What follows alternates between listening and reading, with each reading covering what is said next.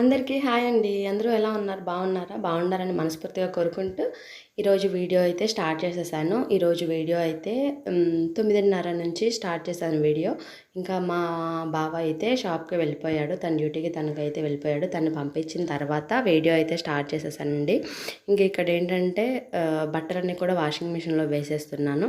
ఇంకా ఈ బట్టల పని మిషన్ చూసుకుంటే నేను ఇంట్లో పని చూసుకుంటాను. ఇంట్లో పని అయిపోయే కల్லே ఇంకా వాషింగ్ మిషన్లో కూడా బట్టలు అయితే అయిపోతాయి అనేసి ముందైతే బట్టలు వాషింగ్ మిషన్లో వేస్తున్నాను.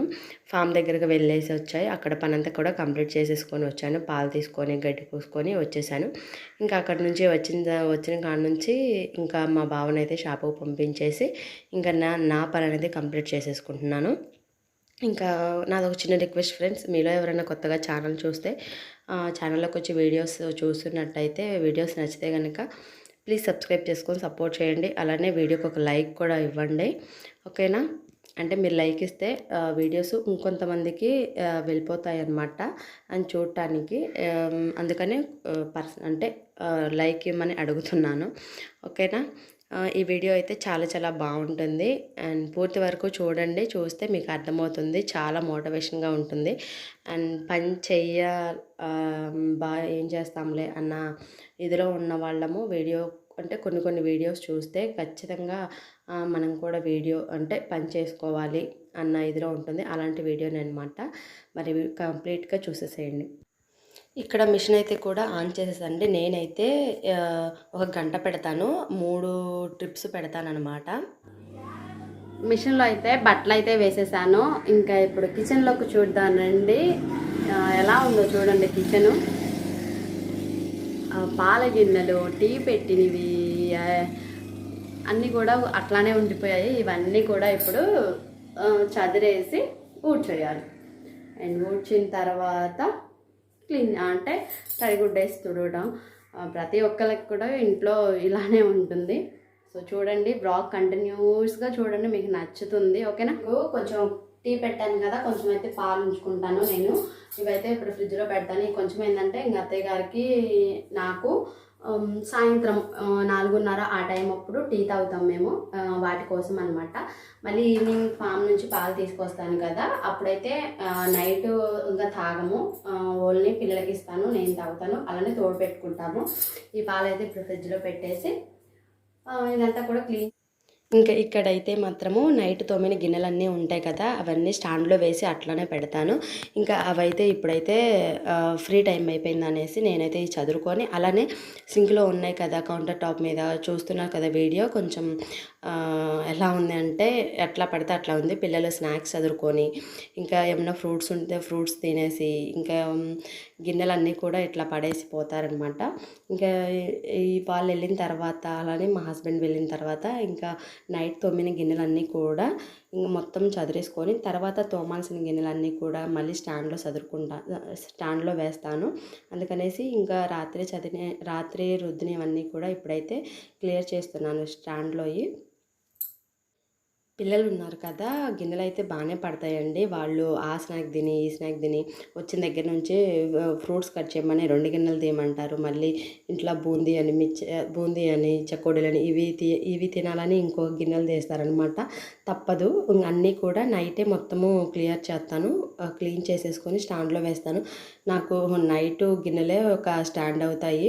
ఇంకా ఏం చేస్తాను చెప్పండి, మొత్తం కూడా కడిగేసుకొని ఇంకా బయట పెట్టి పడుకుంటాను.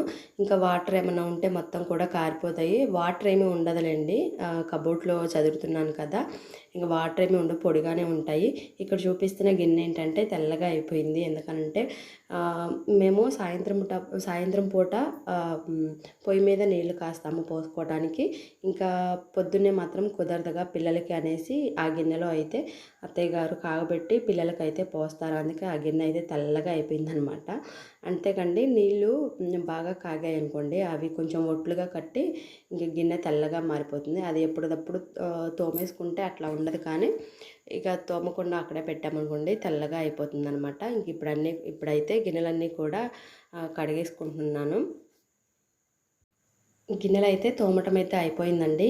ఇంకా అవేవైతే పక్కన పెట్టేసుకొని నేను ఇక పిల్లలైతే తుడుచుకున్న కండవులు, అట్లనే వాళ్ళ బట్టలు అంటే ఈరోజు శుక్రవారం అనమాట. వాళ్ళకి తెలియకుండా యూనిఫామ్ వేసుకొని మళ్ళీ శుక్రవారం అని తెలిసాక మళ్ళీ యూనిఫామ్ ఇడిచి అక్కడ పెట్టి సివిల్ డ్రెస్ అయితే వేసుకున్నారు. ఇంకా పిల్లలైతే వెళ్ళిపోయారు కదా, ఇక వాళ్ళు ఉన్నప్పుడు ఇల్లంతా కూడా చిందరవందరగా చేస్తారు. ఇక్కడ కండవలు అలానే బట్టలని వాళ్ళు కొన్ని వాడిన బుక్స్ అన్నీ కూడా ఏంటంటే అట్లా పడేస్తూ ఉంటారనమాట.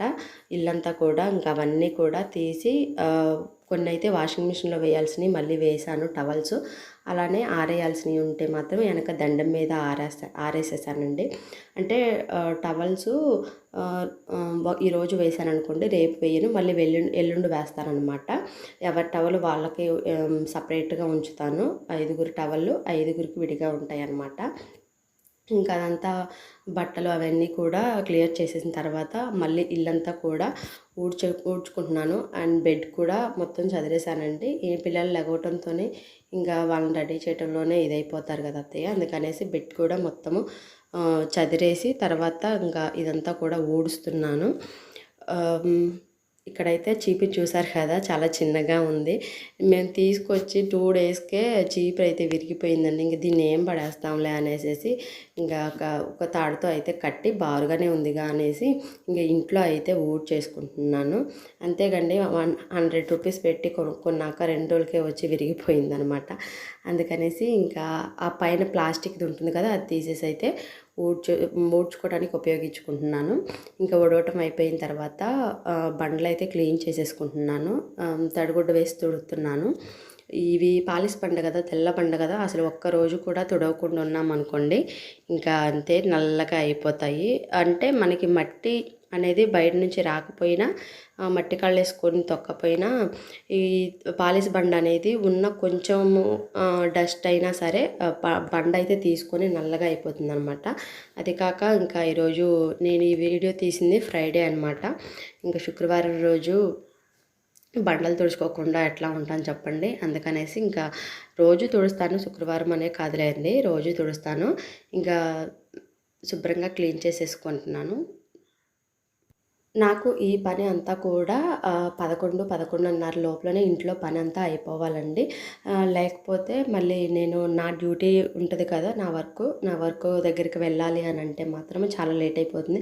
అక్కడ ఉన్న గేదెలు కూడా చాలా ఇబ్బంది పడిపోతాయి. అందుకనేసి కొంచెము ఫాస్ట్గానే చేసుకుంటాను. పిల్లలు వెళ్ళిన దగ్గర నుంచి, మా హస్బెండ్ వెళ్ళిన దగ్గర నుంచి కూడా. అలానే ఇల్లు నీట్గా ఉంచుకోవటంలో అంటే శుభ్రం చేసుకోవటంలో ఎక్కడ కూడా తగ్గనమాట. కొంచెం లేట్ అయింది.